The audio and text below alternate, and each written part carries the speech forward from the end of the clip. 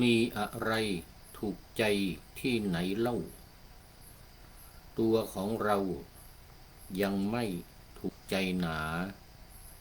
อนิจจังทุกขังอนัตตารู้ล่วงหน้า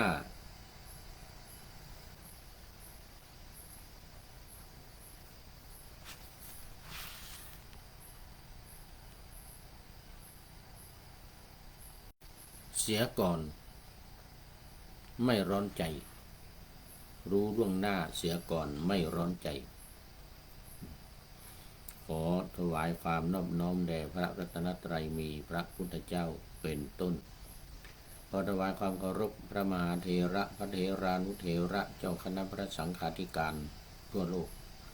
มีพระเดชพระคุณพระธรรมเสนาบดีเจ้าคณะภาค7วัดพระธาตุดอยสุเทพเป็นต้นและขออำนวยพรแด่ท่านผู้ฟังท่านผู้ชมสาธุชนพุทธบริษัททั้งหลายวันนี้รายการพระไตรปิฎกลอยฟ้าก็ลอยมาจากวัดพระธาตุดอยสุเทพผ่านทาง Facebook ไลฟ์สวัยเทพบุญ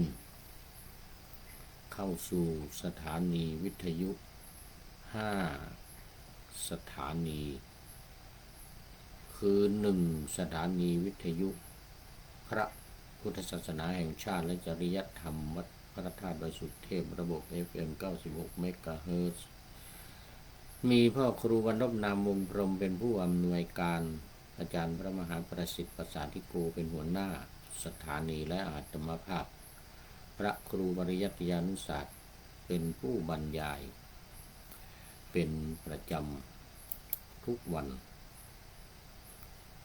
เวลา 23 นาฬิกา 5 ทุ่มถึง 24 นาฬิกา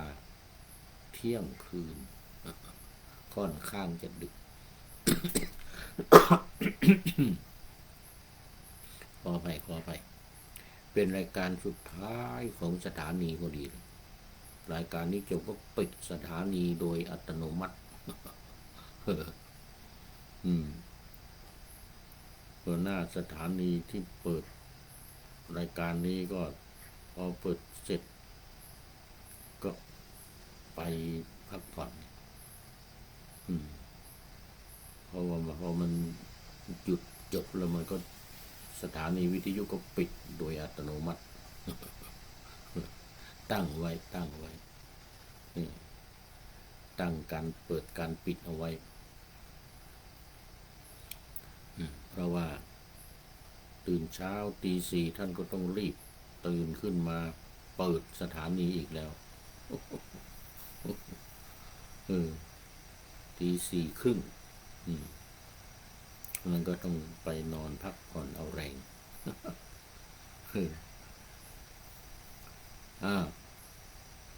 2 สถานีวิทยุเพื่อการศึกษาพระพุทธศาสนาและวัฒนธรรม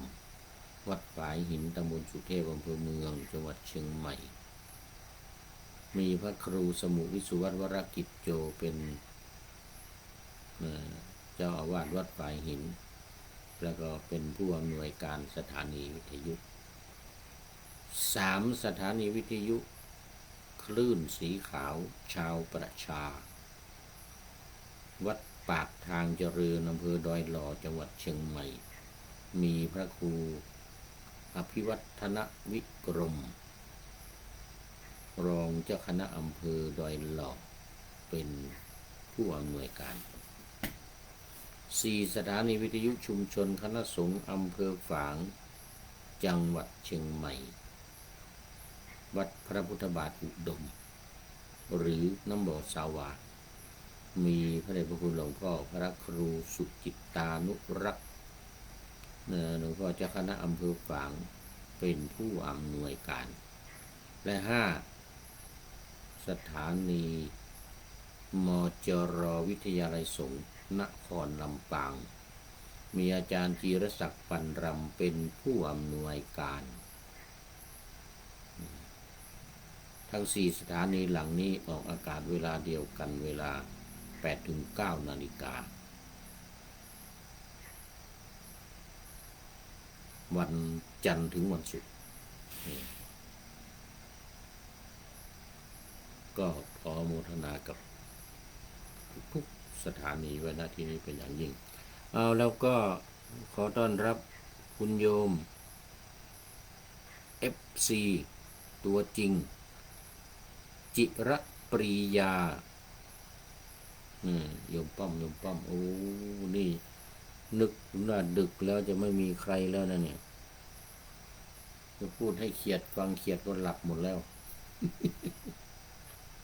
ว่าจะพูดให้ผีฟัง คุณโยมจิระปรียาจากวัดท่าสตอยหลังวัดท่าสตอยนะตำบลวัดเกตอำเภอเมืองเชียงใหม่กราบนมัสการหลวงพ่อข้าว่ะโอ้โมทนานึกว่าหลับแล้วเนี่ยไม่เป็นไรเป็นคู่กันอีก1 ชั่วโมง อันนี้รายการสุดท้ายแล้วยกตาไม่ค่อยขึ้นแล้วตอนนี้รู้สึกว่าหนังตาหย่อนแล้วยกตาไม่ขึ้นแล้วเวลาก็โอ้นี่3 ทุ่มจะ4 ทุ่มแล้วโอ้ยัง3 ทุ่มกว่ารายการนี้จบว่า4 ทุ่มกว่าเนี่ย4 ทุ่มกว่านิด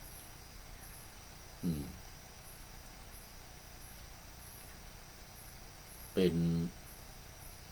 อาทิกัลยาณธรรมิกาโอ้โมทนาผู้มีธรรมอันงามในเบื้องต้นได้แก่ศีลเดี๋ยวใครเข้ามาในท่ามกลางก็จะเป็นสมาธิแล้วก็สุดท้ายเป็นปัญญาดึกอย่างนี้ก็มักจะมีคนเดียวนี่แหละนี่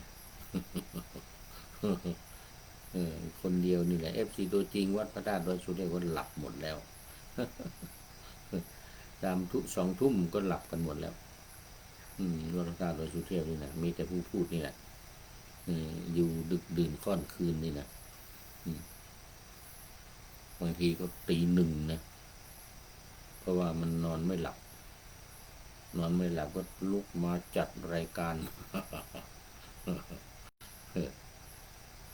นอนไปนอนมาก็ไม่หลับกาแฟก็ไม่กินนะมันไม่รู้เป็นยังไงบางวันนี่แหละแล้วลุกมาจัดรายการอยู่ถึงตี 1 ตี 2 คราวนี้หลับแล้วก็ลืมตื่นนะขึ้นบนวิหารก็7 นาฬิกานู่นนะ7 นาฬิกา 8 นาฬิกานู่นนะไปบิณฑบาตไม่ทันนะเป็นอย่างนั้นแต่นี่ไม่เป็นไรยังไม่ค่อยดึกเท่าไหร่โอ้นี่ปู่ฤาษีไกรสอนนาคาโอ้นี่ก็ไม่หลับเหมือนกันเป็นเพื่อนกันพ่อฤาษีกุ๊กไก่กุ๊กไก่บุญถมเนี่ยโอ้เป็นเพื่อนปู่ไกรสอนปู่ฤาษีไกรสอนนี่มีเพื่อนเยอะนี่มีกุ๊กไก่ด้วยนี่เข้ามากันเยอะเลยทีนี้แล้วก็ตามมาด้วยโยมแม่จันสมน้อมกราบสาธุข้าพระอาจารย์นี่โอ้โมทนาตอนนี้ยังเป็นอาทิกัลยาณธรรมโมและอาทิกัลยาณธรรมิกาทั้ง2 ท่านนี่นะ2 ท่านที่เข้ามาเป็นอาทิกัลยาณธรรมิกาแล้วก็กัลยาณธรรมโมปู่ฤาษีไกรสอนนาคานี่นักจัดรายการสถานีเรานี่แหละวัดฝายหิน เป็นดีเจวัดฝายหินนั่นนี่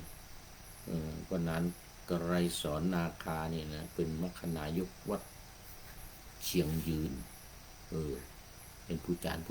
อย่างภาคเหนือเราเรียกว่าเป็นผู้จารวัดผู้จารวัดเชียงยืนเนอะยังไม่จันสมจากเชียงใหม่โมทนาเป็นอย่างยิ่งนะละตอนนี้ก็เข้ามาสู่เนื้อหาสาระของธรรมะกันเลยเดี๋ยวมันจะดึกมันจะว่าไม่ทันแต่เรามีเวลาเยอะไม่เป็นไร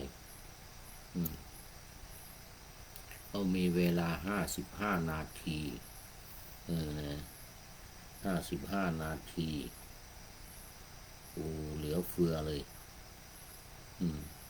รายการปัจจุบันเนี่ยที่เขาทำกันนี่นะรายการอะไรนิดๆหน่อยๆ30 วินาทีก็มี30 วินาที40 วินาทีเนี่ยยังไม่ทันอะไรไก่ไม่ทันกินน้ำ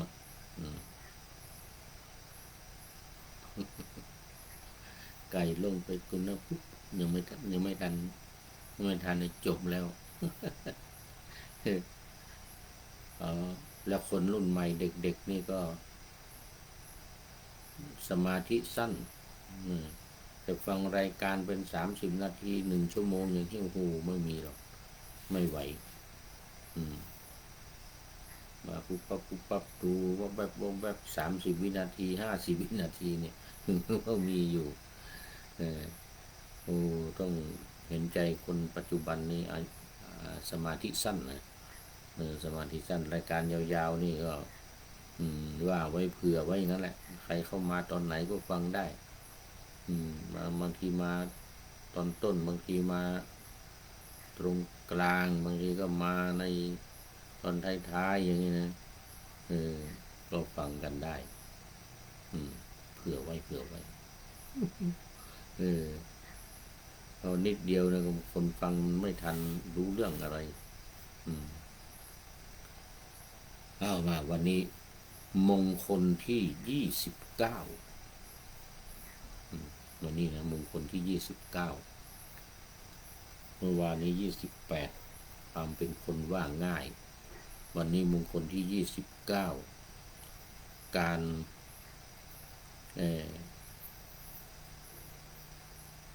รพบเห็นสัมมณะ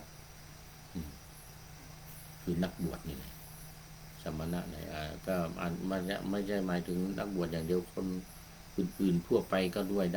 ได้ด้วยดูจะงงละพูดจะงงเลยก็ได้ด้วยเพราะว่าคนที่สงบเนี่ยคนที่สงบเป็นฆราวาสก็ได้เป็นพระก็ได้แต่ส่วนใหญ่จะหมายถึงผู้ออกบวชหมายถึงสมณะทางอินเดียเนี่ยเขาเรียกสัญญาสีนะสัญญาสีเป็นฤาษีอย่างนี้ฤาษีสัญญาสีอย่างนี้หมายถึงเป็นเครื่องหมายของผู้ที่สงบแต่ในทางพระพุทธศาสนานี่เราจะหมายถึงความสงบจากกิเลสนะความสงบมี2 อย่างสงบจิตใจเราเนี่ยสงบนิ่งก็อย่างหนึ่งแล้วก็สงบอันนี้เขาเรียกว่าสงบแบบสมถะซึ่งมันแปลว่าสงบโดยตรงส่วนสงบแบบวิปัสสนาคือสงบจากกิเลสทั้งหลายสังโยชน์ทั้งหลาย10 ประการนี่นะไม่มีกำจัดออกไปได้เรียกว่าใจสงบจากข้าศึกคือกิเลสกิเลสนี่มันไม่ใช่ธรรมดานะบางที่เขาเรียกว่าเป็นมารเขาเรียกกิเลสมารมารคือกิเลสที่จะมาคอยขัดขวางคอยรังควานคอยรบกวนจิตใจของเราเขาครอบงำจิตใจของเราให้หันเหไปให้เปลี่ยนไป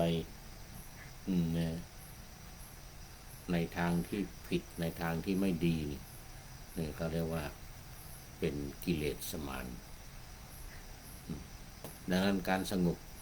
จากกิเลสสมานี่เราเรียกว่าสงบแบบวิปัสสนาสังเกตดูว่าวิปัสสนาเนี่ยเราจะมีการศึกษาปฏิบัติโดยการศึกษาโดยการพิจารณาให้เกิดความรู้เกิดความเข้าใจให้เกิดปัญญานั่นเองเพราะฉะนั้นการจะเห็นอะไรด้วยปัญญาจึงเรียกว่าวิปัสสนาแม้แต่ความสงบก็สงบด้วยปัญญาสงบด้วยความรู้ความเข้าใจแล้วก็ละได้ทิ้งได้อย่างนี้กิเลสทั้งหลายทิ้งกิเลสเป็นต้น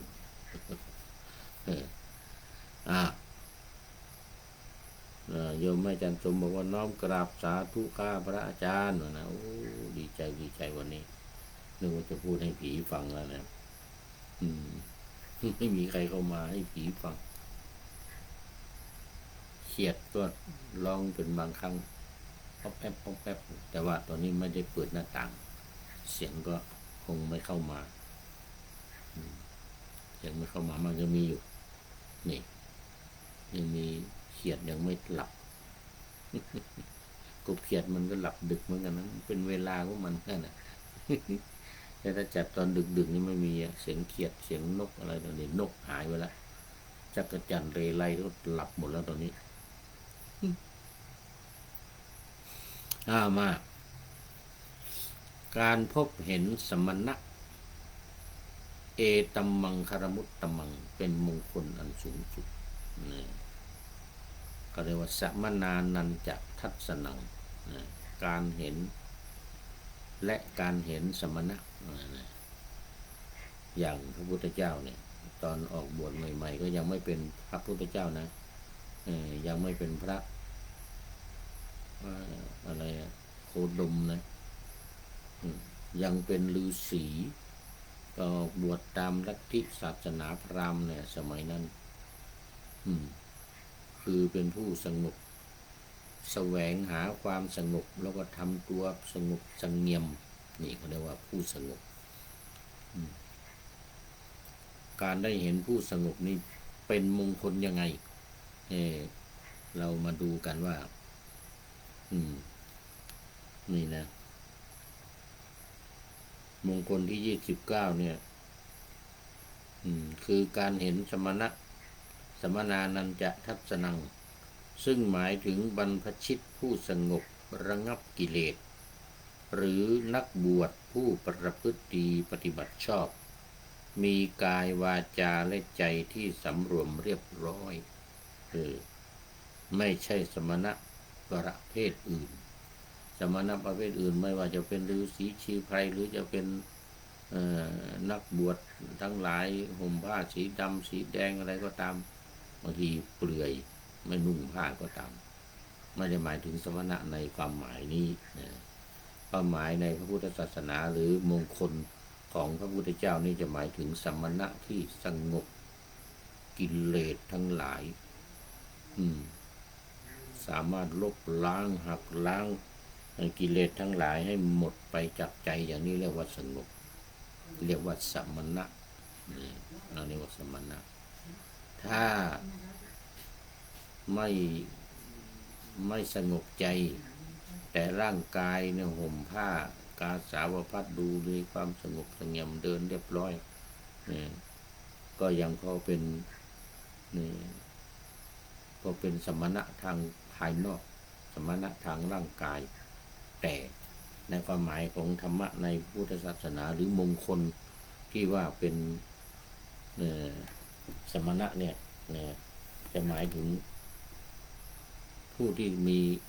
กิเลสสงบมีสงบจากกิเลส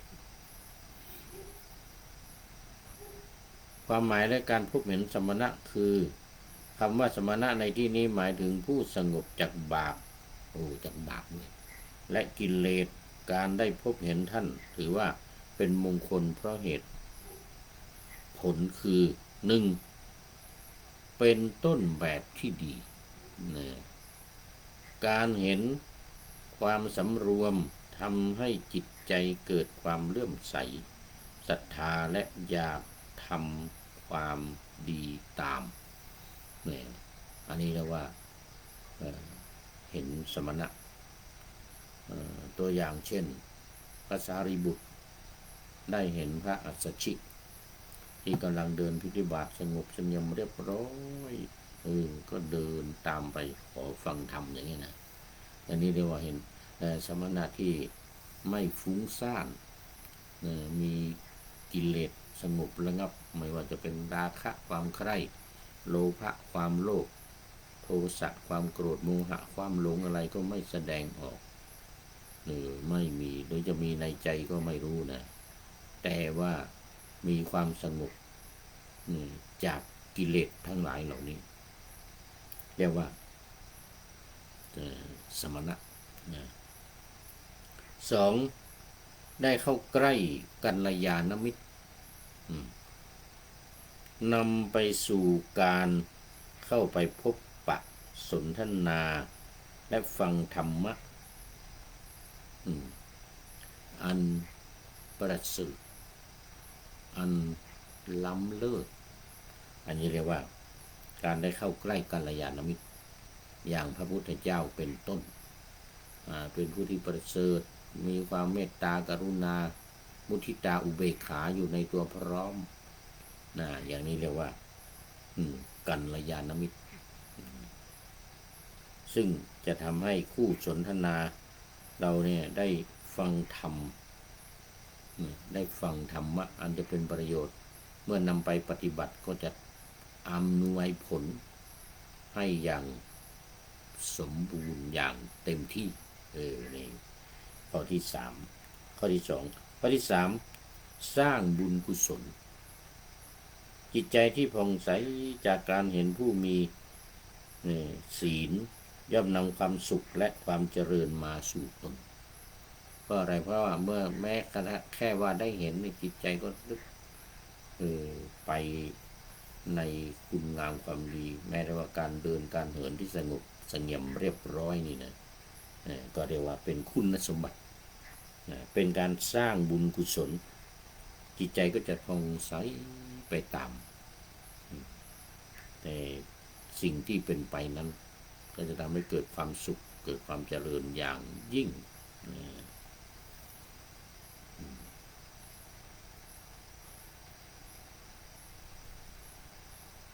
มาดูรายละเอียด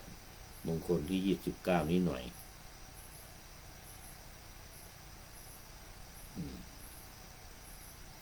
มงคลที่29อานิสงส์การเห็นสมณะเรามาดูว่าอานิสงส์การเห็นสมณะนี้เป็นยังไงเมื่อลูกสาวเห็นว่าคุณพ่อมีศรัทธาเลื่อมใสในพระรัตนตรัยเธอจึงแนะนำให้พ่อแม่นิมนต์พระพุทธเจ้าพร้อมด้วยหมู่ภิกษุสงฆ์มาฉันภัตตาหารที่บ้านคุณพ่อก็ทำตามแล้วได้ขอถึงพระพุทธเจ้าพระธรรมและพระสงฆ์เป็นสรณะจากนั้นเธอก็ขออนุญาตออกบวชเนื่องจากสั่งสมบุญไว้มากบวชได้ไม่นานนักได้บรรลุอรหัตผลพร้อมด้วยปฏิสัมภิทาญาณ4เป็นพระอรหันตเถรีผู้มีฤทธิ์มีเดชมีอานุภาพมากนี่หมายถึงบุคคลผู้ที่ได้เห็นสมณะและมีอานิสงส์คือจิตใจน้อมไปตามแล้วก็อยากจะบวชเมื่อได้เห็นอย่างยิ่งได้เห็นสมณะอย่างยิ่งแล้วนี่ก็บุญคุณเครื่องแห่งความสุขและความสำเร็จทุกอย่างตั้งแต่สมบัติที่เป็นโลกิยะจนถึงสมบัติที่เป็นโลกุตระการบำเพ็ญบุญญกิริยาไว้ในอดีตนับว่าจำนวนมากมายนับภพนับชาติไม่ถ้วนนี่นะก็เพื่อเป็นเสบียงในการเดินทางข้ามห่วงทุกข์แห่งสังสารวัฏอันยาวไกลไปสู่อายตนะนิพพานจนถึงมีนิพพานเป็นสุดท้าย บุญนอกจากจะส่งผลในช่วงที่เราเวียนว่ายตายเกิดอยู่ในสุคติภูมิและส่งผลให้ได้สร้างบารมีอย่างสะดวกสบายแล้วยังจะเป็นอุปนิสัยพลวะปัจจัยให้เราได้บรรลุมรรคผลนิพพานบรรลุวิชาธรรมกายของพระสัมมาสัมพุทธเจ้าอย่างง่ายดายโดยเฉพาะบุญที่เกิดจากการทำใจให้บริสุทธิ์หยุดนิ่งเป็นประจำสม่ำเสมอเป็นบุญใหญ่ที่จะเป็นเหตุให้ได้บรรลุมรรคผลนิพพานในเร็วพลัน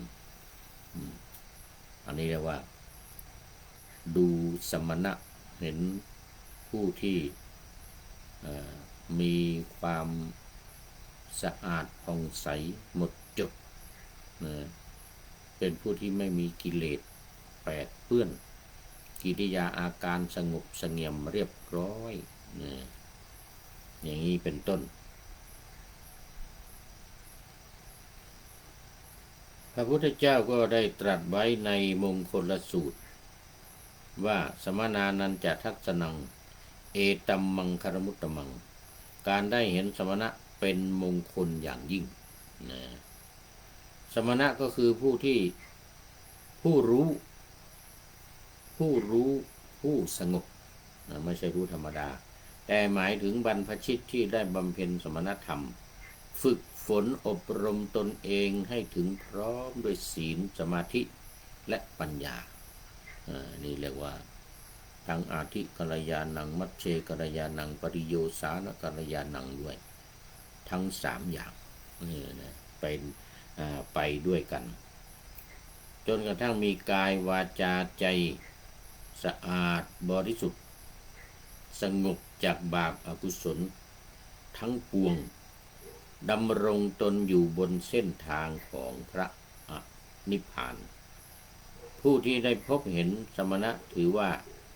ได้พบเห็นสิ่งที่เป็นสิริมงคลเป็นอย่างยิ่งเพราะเห็นแล้วย่อมบังเกิดความเลื่อมใสอยากทำบุญกับท่านผู้เป็นเนื้อนาบุญอันเลิศบุญกุศล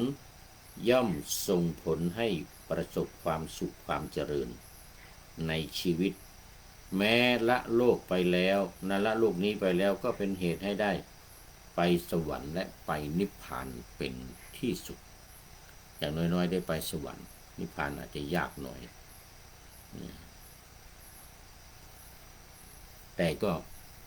ไม่สุดวิสัยไม่สุดวิสัยในการที่จะได้บรรลุเมื่อได้เห็นสมณะหรือได้เห็นแนวทางผู้ปฏิบัติอันเป็นสิ่งที่บริสุทธิ์สิ่งที่จะนำไปสู่ความหลุดพ้นความเรียบร้อยนั้นได้อย่างสบายทีนี้สมัยของพระวิปัสสีพุทธเจ้ามีสาวน้อยคนหนึ่งนี่ตัวอย่างเป็นลูกของเศรษฐีประจำเมืองในขณะที่กำลังเล่นอยู่กับเพื่อนบริเวณหน้าบ้านตามปกติเธอได้เห็นพระพุทธเจ้ากำลังเสด็จบิณฑบาตในพระนครพันธุวดีด้วยความที่เธอเป็นคนฉลาดเพียงได้เห็นพระเดินผ่านหน้าบ้านก็บังเกิดความเลื่อมใสจึงตรงเข้าไปกราบนมัสการท่านด้วยความเคารพคนนี้ก็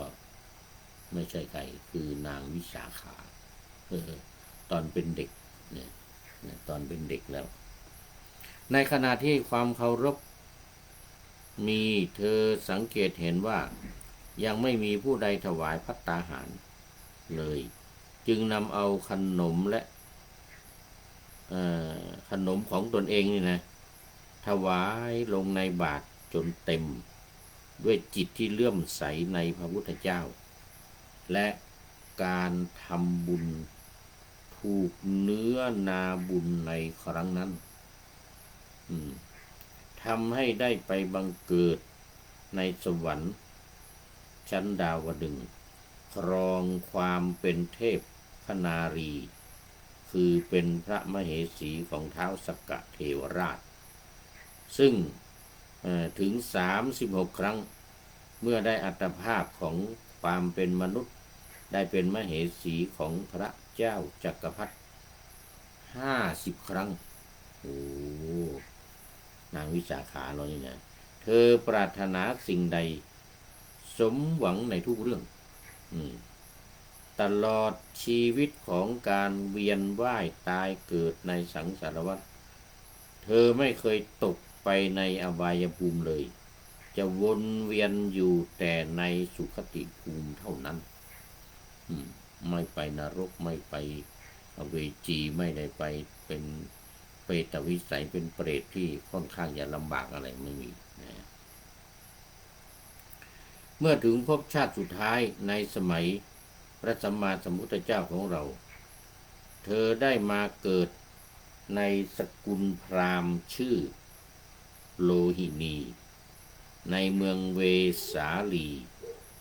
เป็นหญิงผู้เป็นที่รักของหมู่ญาติยิ่งทรัพย์สมบัติในเรือนของเธอมีมากมายวันหนึ่งเมื่อมีโอกาสไปฟังธรรมในสำนักของพระภิกษุได้ฟังเรื่องความไม่เที่ยงของสังขารเธอตั้งใจพิจารณาธรรมและทำใจให้หยุดนิ่งก็สามารถทำให้รู้แจ้งเห็นแจ้งในไปตามความเป็นจริงในที่สุดก็ได้บรรลุธรรม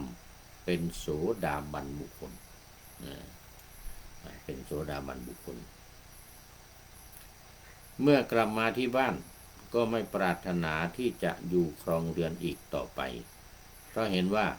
ตลอดชีวิตที่ผ่านมานับภพนับชาติไม่ถ้วนนั้นไม่มีอะไรเป็นแก่นสารเลยเพราะเธอเคยสวย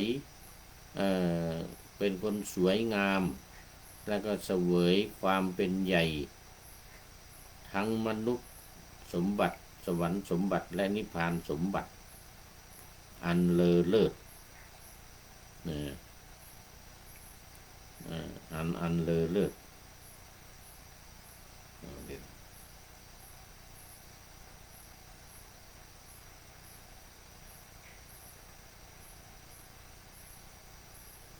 ดังนั้น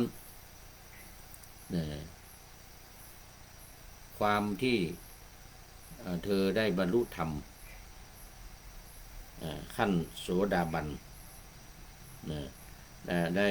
ได้บรรลุธรรมขั้นโสดาบัน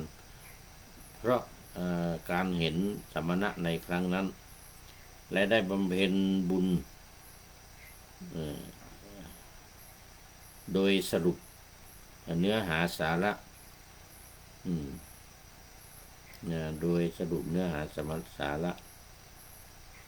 ในสมัยของพระวิปัสสีพุทธเจ้ามันยังไม่ใช่สมัยของเรานี่นะในสมัยพระพุทธเจ้าวิปัสสีเมื่อถึงชาติสุดท้ายในสมัยของพระพุทธเจ้าของเรานี้จึงได้เกิดในสกุลพราหมณ์ชื่อโลหินีในเมืองเวสาลีดังที่ได้กล่าวแต่คุณพ่อของเธอเนี่ยเดี๋ยวก่อนเมื่อกี้นี้เป็นโสดาบันแล้วก็เห็นว่าไม่มีอะไรเป็นแก่นเป็นสารจึงมุ่งในการที่จะแสวงหานิพพานสมบัติมุ่งที่จะให้บรรลุมรรคผลนิพพานแต่คุณพ่อของเธอไม่อนุญาตเธอก็ไม่ได้น้อยอกน้อยใจแต่อย่างใดได้มันพูดถึงคุณของความเป็นสมณะและคุณของพระรัตนตรัยอยู่ตลอดเวลาให้คุณพ่อฟังเพราะคุณพ่อเป็นพราหมณ์ผู้เคร่งครัด ในศาสนพิธีมากจึงไม่ปรารถนาจะให้ลูกสาวเปลี่ยนจากศาสนาพราหมณ์ไปนับถือศาสนาพุทธนานวันเข้าคุณพ่อสงสัยว่าทำไมลูกสาวจึงศรัทธาเริ่อมใสในพระรัตนตรัยยิ่งนักจึงได้ถามว่าลูกลูกหลับก็พูดถึงสมณะตื่นก็พูดถึงสมณะกล่าวถึงแต่สมณะเท่านั้นเห็นทีลูกคงอยากจะออกบวชเป็นสมณะเหลือเกินโลหินีลูกถวายข้าวน้ำอย่างสมบูรณ์แก่เหล่าสมณะเป็นประจำพ่อขอถามลูกว่าเพราะเหตุไรเหล่าสมณะจึงเป็นที่รักของลูกพวกสมณะไม่ชอบทำงานเกียจคร้านอาศัยแต่ของที่คนอื่นให้เลี้ยงชีพเพราะเหตุไรเล่าสมณะจึงเป็นที่รักของลูกโอ้พราหมณ์นี่เห็นว่าพระไม่ทำงานนะได้แต่ขอบิณฑบาตมากินไม่รู้เรื่องของการปฏิบัติธรรมเพราะว่าเป็นนับถือศาสนาอื่นไม่ได้นับถือพุทธเจ้าไม่ถึงพระรัตนตรัยลูกสาวเมื่อได้โอกาสจึงตอบคุณพ่อไปว่าสมณะในพระพุทธศาสนามีพระคุณต่อลูกมากเป็นเนื้อนาบุญอันเลิศของโลกไม่มีเนื้อนาบุญอื่นยิ่งกว่าสมณะทั้งหลายรักงานสร้างบารมีเป็นผู้ปรารภความเพียรไม่เกียจคร้านทำแต่งานที่ประเสริฐสุดคืองานขจัดกิเลสอาสวะท่านเหล่านั้นได้ละราคะโทสะโมหะได้สิ้นเชิงเพราะเหตุนั้นสมณะทั้งหลายจึงเป็นที่รักของลูกว่างั้นนะสมณะทั้งหลายกำจัดบาปอกุศลคือโลภะโทสะโมหะทำแต่งานสะอาดจึงละบาปได้หมดกายกรรมของสมณะเหล่านั้นสะอาดวจีกรรมก็สะอาดมโนกรรมก็สะอาดสมณะเหล่านั้นไร้มลทินบริสุทธิ์ทั้งกายทั้งภายในทั้งภายนอกดุจสังและมุกดาทำฝ่ายขวาฝ่ายขาวกับก็บริบูรณ์เพราะเหตุนั้นสมณะทั้งหลายจึงเป็นที่รักของลูกว่านะคุณพ่อก็ได้ยินลูกสาวกล่าวพรรณนาคุณของสมณะซึ่งไม่เคยได้ยินได้ฟังมาก่อนรู้สึกอัศจรรย์ใจเริ่มคล้อยตามคำของลูกสาวจึงถามต่อไปว่าสมณะของลูกมีคุณอะไรอีกถามอีกลูกสาวก็บอกคุณพ่อว่าโอ้สมณะของลูกนี่นะเป็นพหูสูตรสดับมากทรงธรรมเป็นพระอริยะเป็นอยู่โดยธรรมมีจิตเป็นอารมณ์เดียวมีสติย่อมแสดงอัตและธรรมไม่พูดเรื่องไร้สาระสมณะเหล่านั้นพูดด้วยปัญญาไม่ฟุ้งซ่านรู้ที่สุดทุกสมณะเหล่านั้นหลีกออกจากหมู่บ้านใดไปก็ไม่เหลียวแลดูอย่างกังวลในหมู่บ้านนั้นไม่มีอะไรว่านะไม่มีอะไรสมณะเหล่านั้นไม่เก็บสะสมข้าวไว้ในยุ้งในฉางไม่เก็บไว้ในหม้อแสวงหาโดยชอบมีอาชีวะบริสุทธิ์ไม่ยินดีในเงินทองยังชีวิตให้เป็นไปด้วยปัจจัยที่เกิดขึ้นเฉพาะหน้าไม่มีกังวลท่านบวชมาจากสกุลต่างๆกันชนบทต่างๆกันแต่ก็รักซึ่งกันและกันไม่ทะเลาะวิวาทกันเหมือนชาวโลกทั่วไปว่านะแนะนำคุณของสมณะให้พ่อฟังคุณพ่อถามว่าโลหินีลูกพ่อลูกมีความเชื่อ และมีความเคารพอย่างแรงกล้าในพระพุทธพระธรรมพระสงฆ์ลูกเกิดมาในสกุลเพื่อประโยชน์แก่พวกเราโดยแท้ลูกรู้จักพระรัตนตรัยดีว่าเป็นบุญญาเขตอันเยี่ยมสมณะเหล่านั้นคงจะรับทักษิณาทานของเราบ้างนะลูกเพราะว่ายันคือบุญที่ตั้งไว้ในสมณะเหล่านั้นคงจะมีผลไพบูรย์แก่พวกเราเป็นแน่อันนี้พ่อก็คล้อยตามเลยนี่คล้อยตามโลหินีเมื่อลูกสาวเห็นว่าคุณพ่อมีศรัทธาเลื่อมใสในพระรัตนตรัยเธอจึงแนะนำให้พ่อแม่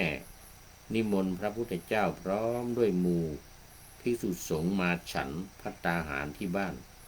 คุณพ่อก็ทำตามแล้วได้ขอถึงพระพุทธเจ้าพระธรรมและพระสงฆ์เป็นสรณะ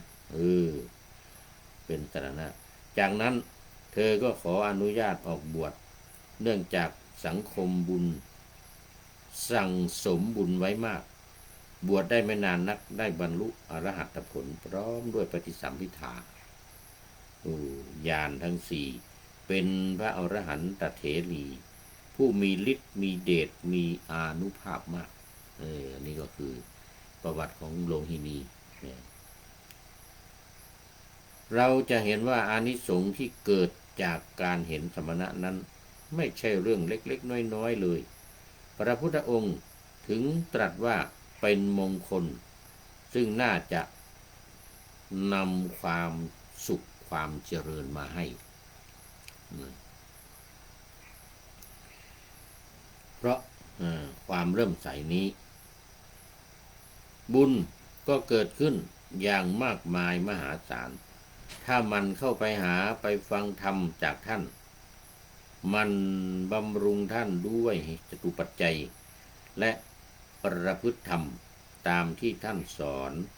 บุญใหญ่จะยิ่งบังเกิดขึ้นมากมายทับทวีนะหากมันทำใจให้หยุดให้นิ่งยิ่งจะทำให้เราได้เข้าไปพบกับสมณะที่แท้จริงภายในคือพระธรรมกายหมายถึงว่าเกิดขึ้นภายในนะ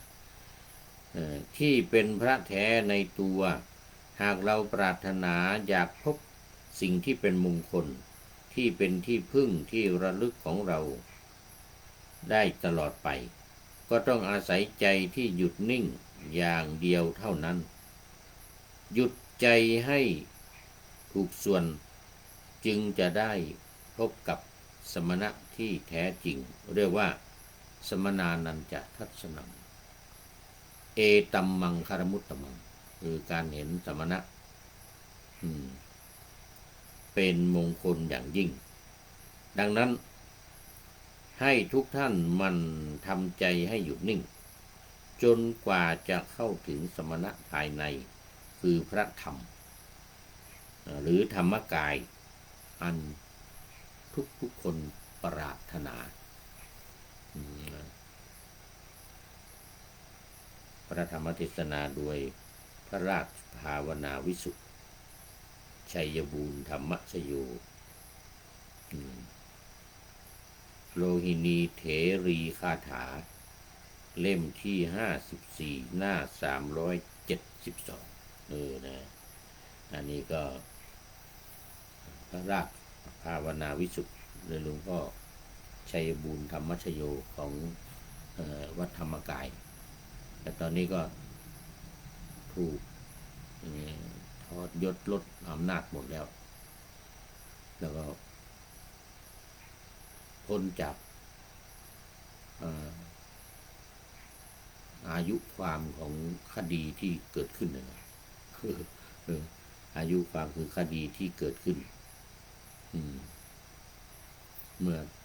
หลายสิบปีที่ผ่านมา10 กว่าปีตอนนี้หมดอายุความแล้วแต่ว่าก็ยังมีคดีอื่นๆอยู่ก็ได้คุยกันกับพระลูกศิษย์ธรรมกาย คือภายในที่ว่าเห็นจริงเนี่ยเห็นธรรมเนี่ย ที่ว่าธรรมกายเนี่ยมันก็คือ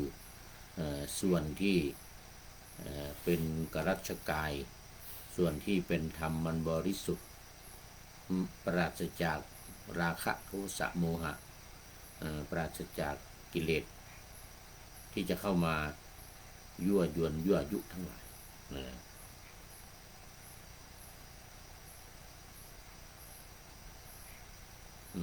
เอาละทีนี้พูดถึงการเห็นสมณะนะพูดถึงว่าการเห็นสมณะก็มีคุณนะที่ได้เห็นมีคุณที่ได้เห็นดังที่กล่าวที่เป็นตัวอย่างของโลหินีซึ่งเป็นลูกสาวของเศรษฐีแล้วก็ในที่สุดออกบวชแล้วก็ปฏิบัติธรรมก็ได้บรรลุเป็นพระอรหันต์ตอนแรกเป็นแค่โสดาบันพอได้ช่วยเหลือได้แนะนำให้พ่อได้รู้จักกับพระพุทธศาสนานำพระพุทธเจ้าและพระสงฆ์มาแล้วก็เกิดความเริ่มใสศรัทธาคุณพ่อของโลหินีเริ่มใสศรัทธาก็นับถือพระพุทธเจ้าพระธรรมพระสงฆ์เป็นสรณะก็เป็นอุบาสกแล้วก็ได้บรรลุเป็นโสดาบันฝ่ายลูกสาวออกบวชได้เป็นพระอรหันต์อันนี้พระเดชพระคุณหลวงพ่อพระธรรมวิสุทธิกวีวัดโสมณวิหารก็ได้เขียนเป็นบทประพันธ์ไว้ว่าการพบเห็นสมณะผู้สงบแล้วนอบนบถามไถ่ไตรสิกขามันฝึกหัดทุกวันด้วยปัญญาย่อมชักพา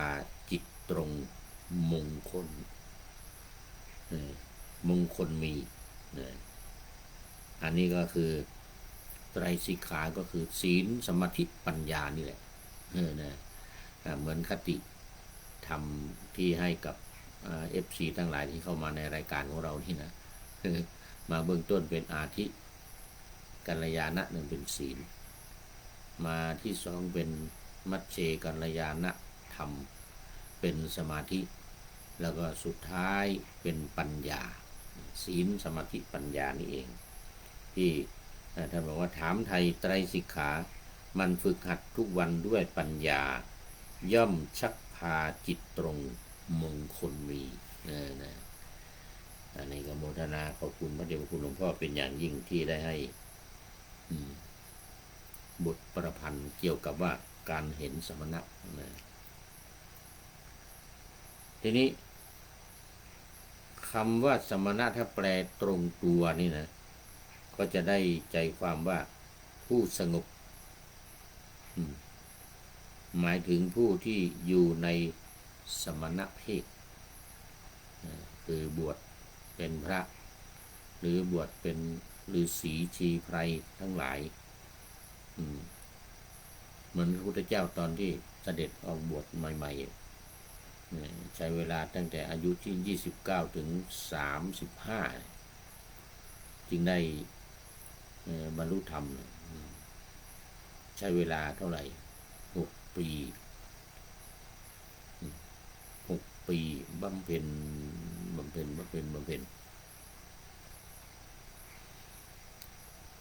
ซึ่งประกอบด้วยองค์คุณสมบัติ3อย่าง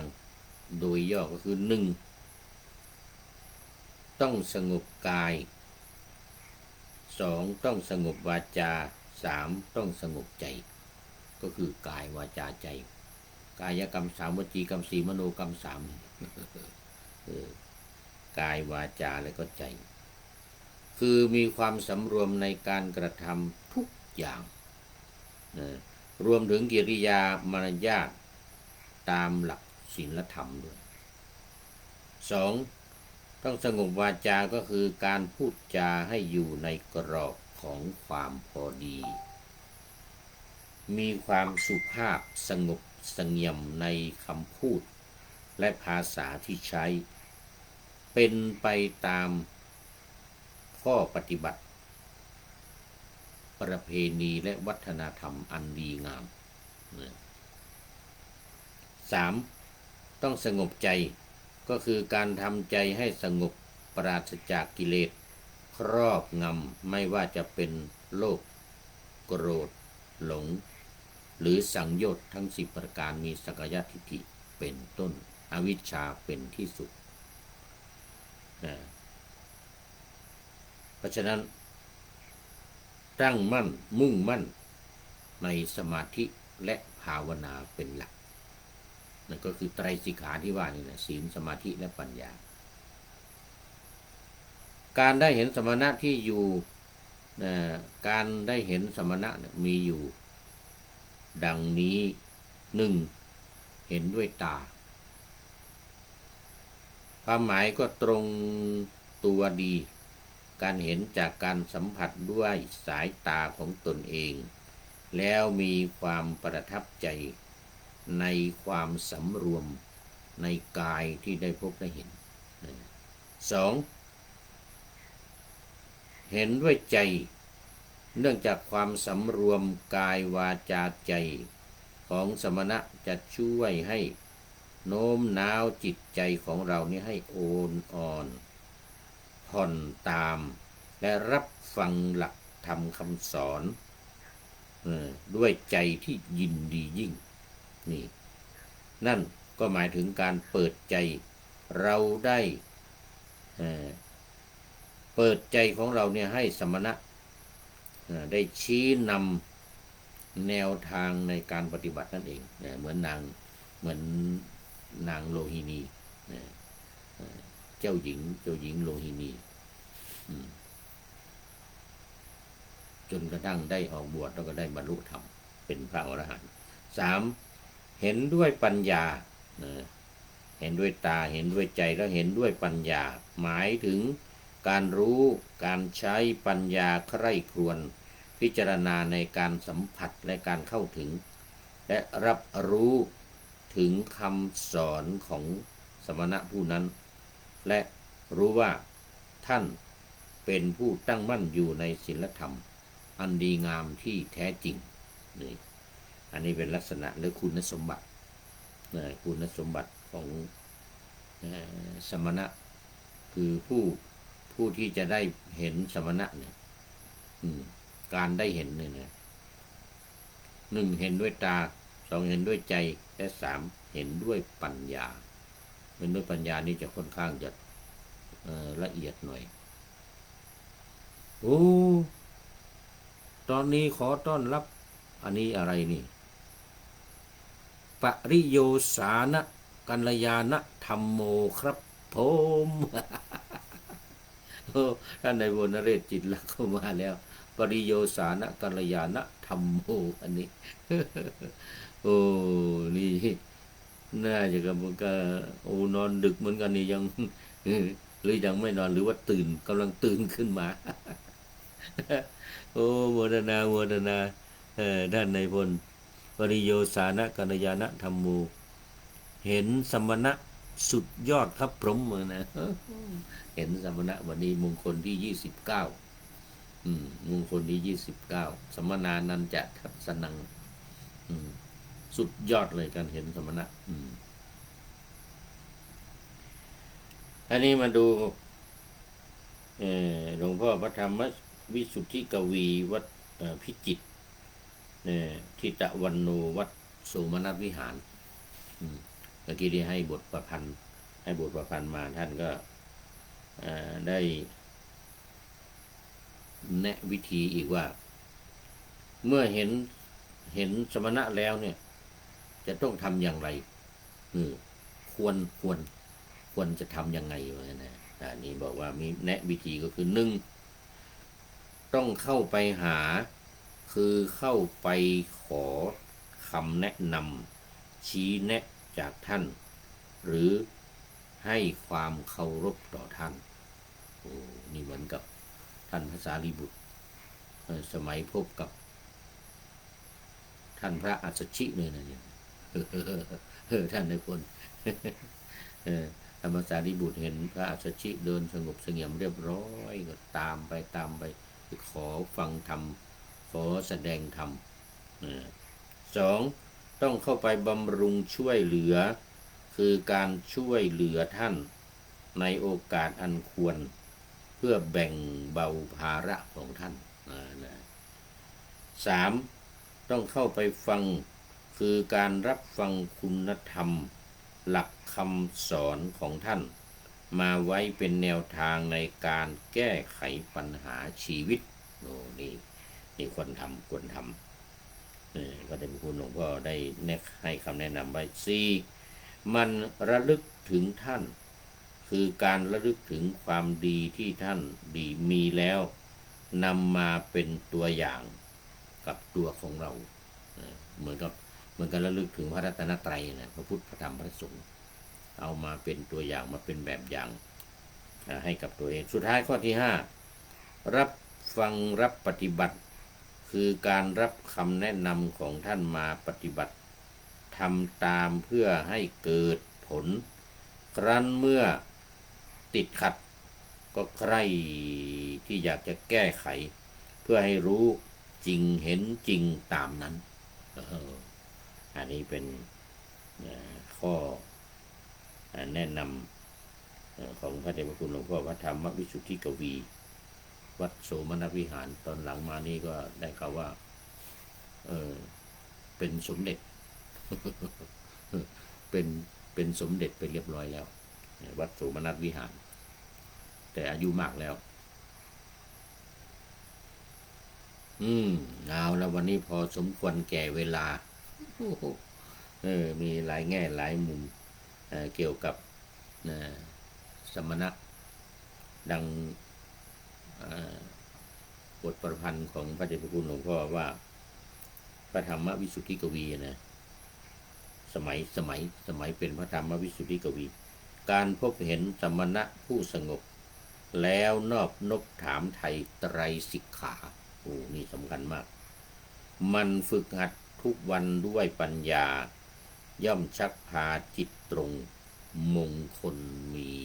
นี่นะกระผมยังอยู่ที่อยุธยาครับเห็นสมเมื่อวานนี้เห็นบทประพันธ์เอามาลงเอามาจั่วหัวไปแล้ววัดสามกอหลวงพ่อเจ้าคุณวัดสามกอเมื่อวานนี้ได้เอา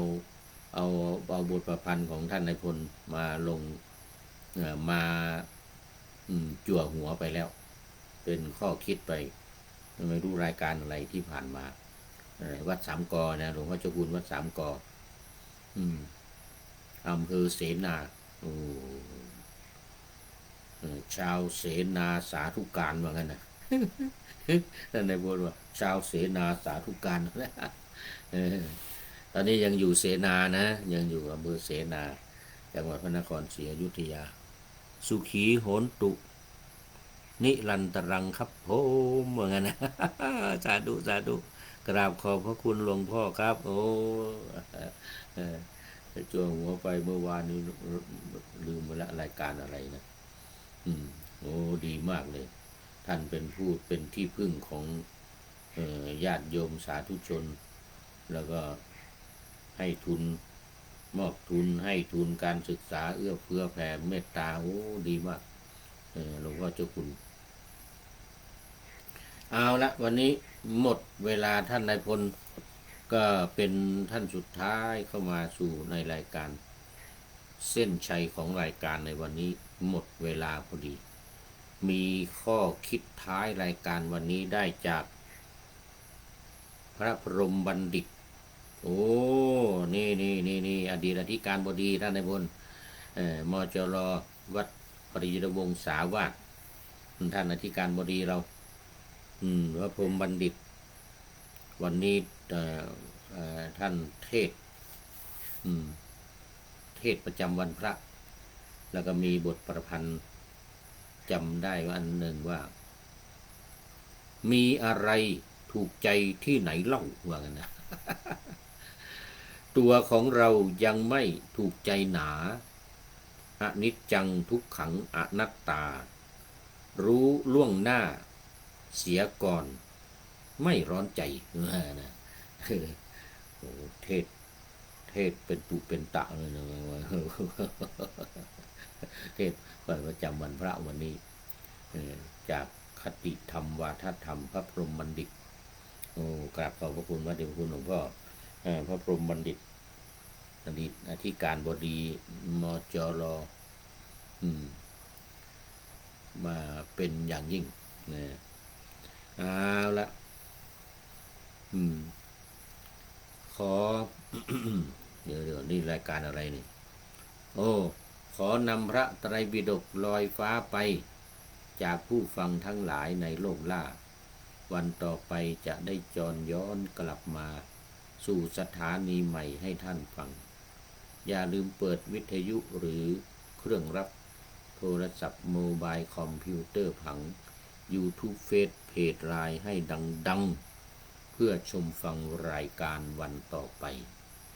ขอทุกท่านมีความสุขทุกคืนวันนำธรรมะประกอบการงานทั้งหลายเช่นขยันทำงานทางวาจากาย